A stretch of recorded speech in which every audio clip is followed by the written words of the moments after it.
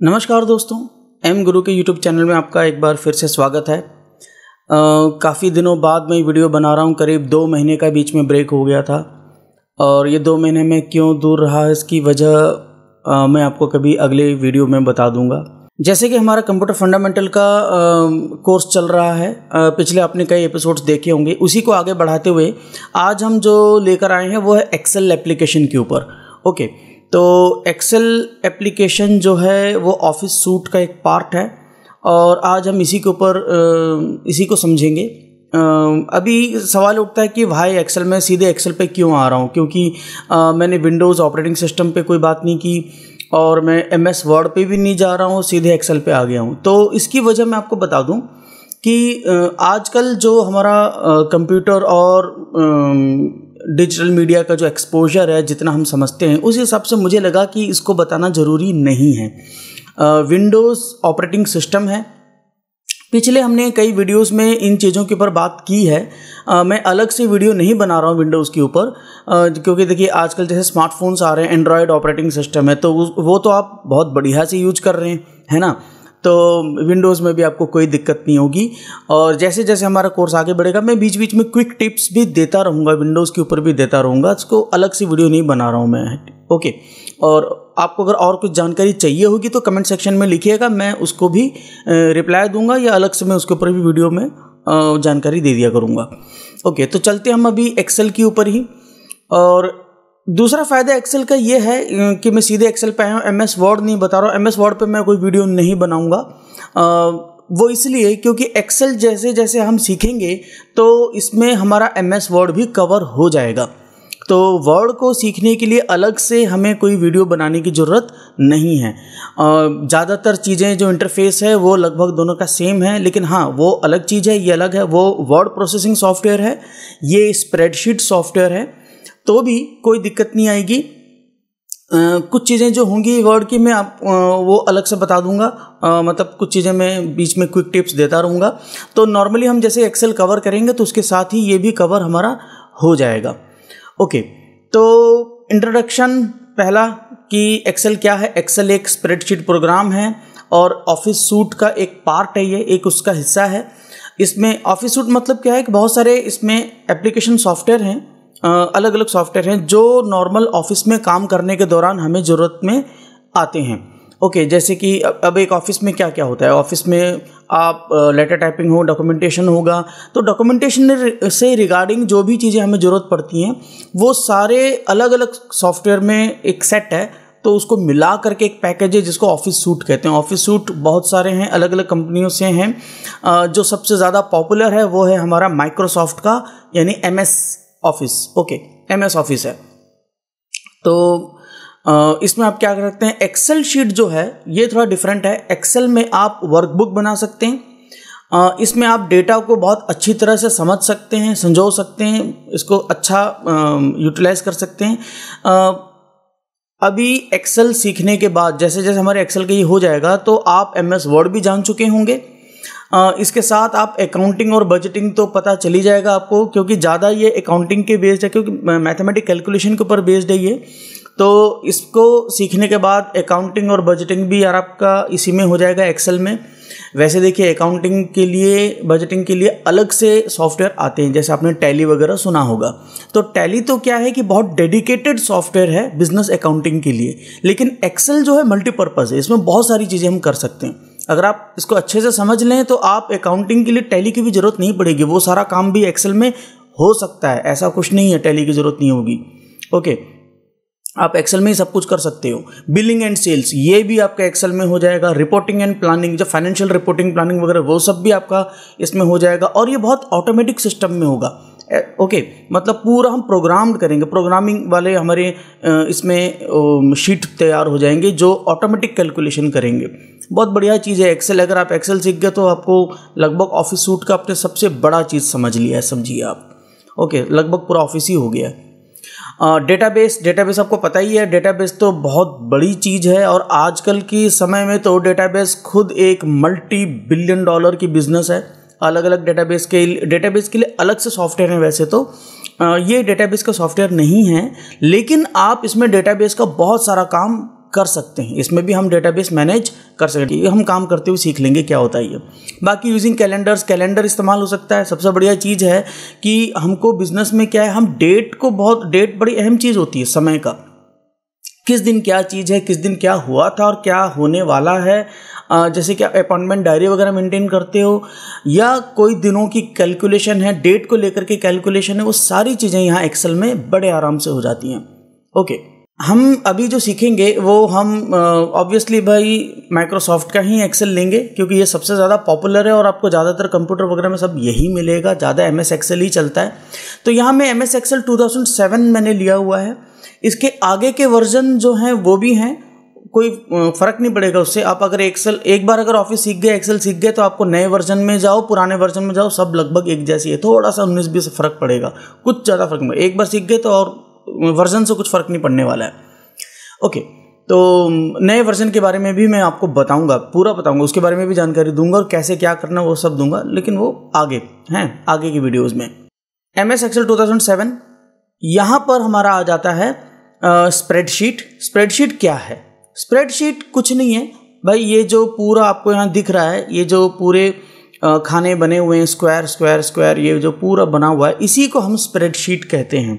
Okay, और spreadsheet software है क्योंकि इसी के ऊपर हम सारा कैलकुलेशन वगैरह कर पाएंगे। तो यहाँ पे मेन चीज़ समझने वाली हमारी एक क्या होती है कि सेल क्या है। सेल एक स्क्वायर को, यानी एक वर्ग जो यहाँ दिख रहा है, इसको हम सेल कहते हैं।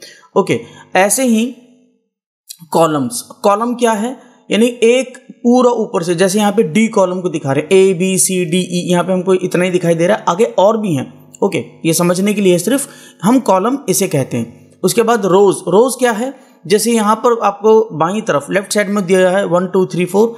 ओके, ये सारा रोज हैं। जैसे अपने अभी 3 नंबर रो को आप देख रहे हो। ओके, तो इसी तरह 1 नंबर 2 नंबर 3 नंबर, यहाँ 13 नंबर तक हमको दिखाई दे रहा है। ये सारे हमारी रोज हैं। तो अभी आप समझ गए स्प्रेडशीट क्या है, सेल क्या है, कॉलम्स क्या हैं और रोज क्या है। हम इसी को अभी मैं यही वर्ड्स को यूज़ करूँगा आगे, तो आप समझ जाना कि कॉलम मतलब क्या है, रो क्या है, सेल क्या है। ओके, ठीक है, यहाँ मैंने बता दिया। अभी आगे बढ़ते हैं।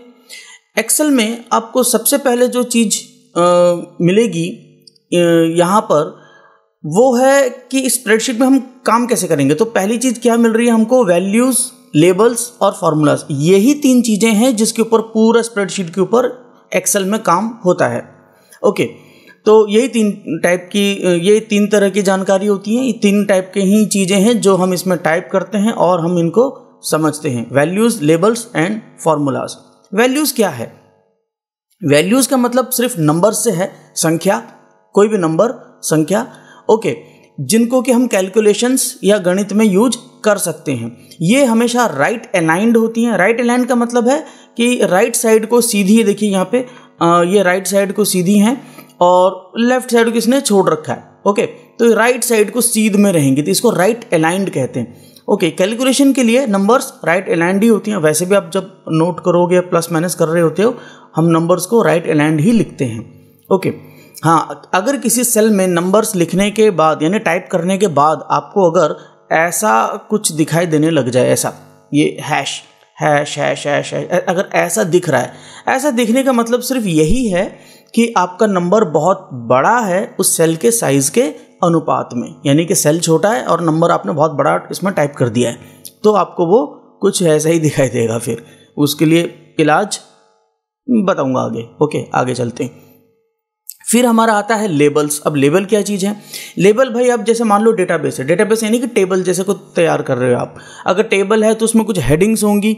ओके, हेडिंग होगा या रो हेडिंग होगी या कॉलम के हेडिंग होंगे, जिससे हमें समझ में आएगा कि ये डेटा जो हम टाइप कर रहे हैं वो क्या चीज़ है, किसका है, किसको बिलोंग करता है। ओके, तो ये कुछ नहीं होती है, सिर्फ टेक्स्ट है, यानी अंग्रेजी के शब्द हैं जो हम ये टाइप कर रहे हैं। तो यही हमारे लेबल्स होते हैं। ये हमको पहचान देते हैं कॉलम का और रो को पहचान देते हैं कि रो किस चीज़ का रो है, कॉलम किस चीज़ का कॉलम है। ये लेफ्ट अलाइंड होते हैं क्योंकि वर्ड्स हैं। लेफ्ट अलाइंड का मतलब ये लेफ्ट के साइड में सीधा है और राइट के साइड में इसने छोड़ रखा है, कैसा भी हो सकता है, लेकिन लेफ्ट में सीधा में चलता है, लेफ्ट की तरफ ये होता है। अब यहाँ सवाल ये उठता है कि भाई लेबल्स जो हम टाइप कर रहे हैं एक्सेल शीट में, तो वहाँ पे अगर मान लो हमने कोई नंबर टाइप कर दिया, नंबर यानी कि मान लो हम एक कॉलम बना रहे हैं और उसमें हम डेटा डाल रहे हैं 2021 का, यानी वर्ष 2021 का, साल 2021 का डेटा हम डाल रहे हैं। अब साल 2021 का तो हम डाल रहे हैं, लेकिन एक्सेल क्या करेगा, एक्सेल के लिए ये एक 2021 एक संख्या है, वो नंबर है, वो नंबर के हिसाब से उसको ले लेगा। और इवन कैलकुलेशन में भी जब हम ऑटोमेटिक कैलकुलेशन इस पर डालेंगे, वो कैसे डालेंगे हम समझेंगे आगे, तो जब डालेंगे तो वो इसको भी एक नंबर के रूप में ऑटोमेटिकली पकड़ लेगा, वहाँ दिक्कत आ जाएगी। ओके, तो कई बार ऐसे प्रॉब्लम्स आ सकती हैं, ये काम करते वक्त आपको समझ में आएगा। तो उससे बचने के लिए हमें कुछ तो करना पड़ेगा कि भाई एक्सेल को पता चले कि भाई ये नंबर नहीं है, ये लेबल है। ओके, यानी हम एक मार्क दे रहे हैं, एक लेबल दे रहे हैं इसको, ये कोई संख्या नहीं है, इसको कैलकुलेशन में मत उपयोग करना भाई, ये सिर्फ एक लेबल है। तो ऐसा उसको करने के लिए हम क्या करेंगे ना, एक एपॉस्ट्रॉफी का इस्तेमाल करेंगे। एपॉस्ट्रॉफी मतलब ऐसा जो एक ऊपर एक छोटा सा कॉमा जैसा होता है ना, जैसे नीचे लगता कॉमा, ये ऊपर की तरफ है, इसको एपॉस्ट्रॉफी बोलते हैं। ये लगाना है हमको, नंबर के आगे टाइप करना है। ओके, ये जब आप इसके सामने टाइप कर देंगे तो एक्सेल समझ जाएगा कि ये नंबर नहीं, एक लेबल है, और वो इसको कैलकुलेशन में नहीं लेगा। अब इसके लिए ये एक नंबर है ही नहीं, वो इसको नंबर मानेगा ही नहीं। ओके, ये उसका एक उपाय था। तो चलिए अभी हम एक्सेल शीट पे आ जाते हैं एक्चुअल के। ये हमारा है एक्सेल का, हमने एक शीट खोल लिया है, ठीक है। तो जब हम ये एक्सेल का शीट खोलते हैं, जब हम ओपन करते हैं MS एक्सेल, तो ये भी आपको वैसे ही मिलेगा। आपके विंडोज़ में जा करके आपको वहाँ पर पूरा MS ऑफिस के उसमें जाओगे आप, एक लिस्ट आ जाएगी। MS ऑफिस में आपको ये पूरी लिस्ट मिल जाएगी, ठीक है। विंडोज़ 10 है तो आपको नॉर्मल सीधे ही लिस्ट में आ जाएगा। यहाँ पर हम जैसे ही खोलेंगे तो खोलते हमारे सामने कुछ इस तरह का नज़र आ रहा है। यहाँ पर देखो सबसे नीचे अगर हम देखें तो यहाँ शीट 1, शीट 2, शीट 3, शीट 4 ये लिखा हुआ है। बाय डिफ़ॉल्ट यानी कि अपने आप में जब एक नया शीट खोलोगे, नया एक्सेल का फाइल खोलोगे, तो उसमें 3 ही शीट होती हैं। ओके, ओनली 3 होती हैं, चौथा मैंने बना रखा है। तो आप कितना भी शीट बना सकते हैं, कितने भी कम कर सकते हो, जोड़ सकते हो, घटा सकते हो। ओके, अब शीट क्या है? शीट मतलब ये पूरा ये एक शीट है, ठीक है। ये शीट ये देखिए, ये जो शीट है ये इसमें हमने पिछली बार भी समझ लिया था कि ये कॉलम है, A column, B C D E F G H, ये सब कॉलम है, और ये रो है 1 2 3 4, ये हमारे रो हैं। तो भाई कितने रो होते हैं और कितने कॉलम होते हैं इसमें? तो ये जो वर्जन है हमारा 2007 का, इस वर्जन में तो भाई A से लेकर के XFD तक चलेगा, यानी कि आपका ये MNOP आ गया, और इसके बाद आगे बढ़ते जाएंगे तो भाई लास्ट में Z आ गया, Z के बाद वापस AA, AB, AC, AD ये चल रहा है, और ये चलता रहेगा XFD तक, यानी कि कुल 16,384 कॉलम्स हैं, 16,384 कॉलम्स इसमें होती हैं। रोज़ कितनी हैं? ये 1 2 3 4 13 14 हैं। ये कितने रोज़ हैं? ये रोज़ भाई ये है 10,48,576। अब 10 लाख रो की ज़रूरत तो मुझे नहीं लगता ज़रूरत पड़ेगी, बट इन्होंने दे रखा है।